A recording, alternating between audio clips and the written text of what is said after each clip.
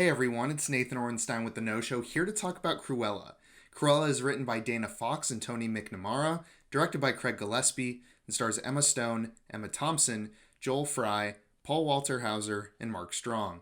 It's a prequel to 101 Dalmatians and is showing in theaters and available to rent on Disney+. Cruella basically follows Estella from age 10 or so to her transformation into Cruella de Vil in her 20s. Her mother is killed and she becomes an orphan, fleeing to London and settling in with two other homeless orphans named Jasper and Horace. The movie fast forwards about 10 years to Estella's introduction into the fashion industry, and I'll just leave it at that. And don't worry, if you haven't seen 101 Dalmatians yet, you're fine, you're not going to miss anything here. Every year there's one or two movies that just completely surprises me, and Cruella is one of those movies for me this year. I'll cut right to the chase. Not only is this a really good time, but it's also just a really well-made movie. Like, one of the better movies I've seen this year, and I've seen a lot of good ones. I think the biggest contributor to the success of Cruella as a whole is just how Disney approached this project. Cruella very rarely feels like a Disney movie, and it's one of their most mature films ever. There's nothing crazy or anything in here, but it certainly earns its PG-13 rating, and it is obvious that this is a movie that was made with adults in mind for the target audience.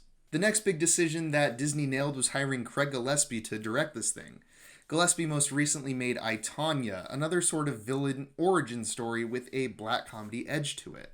While I didn't love I, Tonya per se, I did love the way it was directed, and the way the editing, cinematography, and soundtrack all kind of meshed together to really speed things up. We get that same effect in Cruella, and I think it works perfectly here. The film's set in 1970s London, where the punk scene is huge, and the movie just rides that energy like a wave. Some might argue that the soundtrack's usage is a little heavy-handed here, but I think it nails its job as both an energy and a pace booster. Like I said, the editing and cinematography are both great here too, and their effect is really tangible throughout the entirety of Cruella. I think the biggest area that people might have qualms with here is the story. Yes, there are some pretty ridiculous moments here, but it's increasingly obvious that the writers knew exactly what they were doing with every plot point. For every inexplicably stupid moment, there's a perfectly valid explanation for it later on in the film. And the movie also manages to stay exciting without reaching too far. One of the few gripes I do have with Cruella is that I think it overstays its welcome just a little too long, but there's also just not much I would cut out here either. I think the dialogue is pretty good here too, and it's especially great when it goes for laughs. Luckily, that's pretty often, as Cruella is laugh-out-loud funny at moments and often errs on the side of comedy. A comedy just doesn't work without a great cast though, but luckily Cruella once again delivers.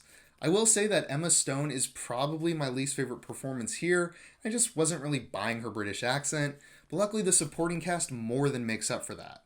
Emma Thompson is incredible as villain the Baroness, and she's basically playing a more over-the-top version of Meryl Streep in The Devil Wears Prada. Paul Walter Hauser is hilarious as Horace, and Jasper, played by Joel Fry, serves as a perfect counterpart. All the characters with even the smallest of roles are great here too, with standouts from Jamie Demetriou and Andrew Leung.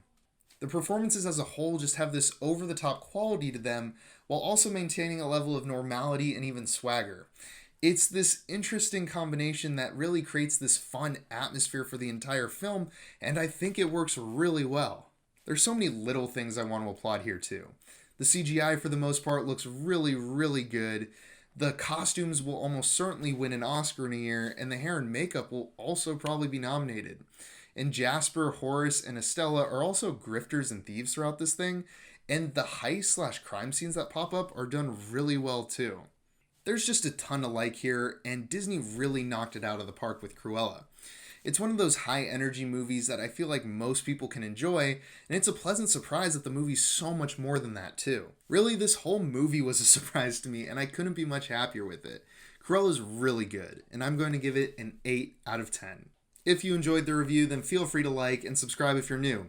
And if you've seen Cruella already, I'd love to hear your thoughts down in the comments below. I've been Nathan Orenstein with The No Show. Thanks for watching.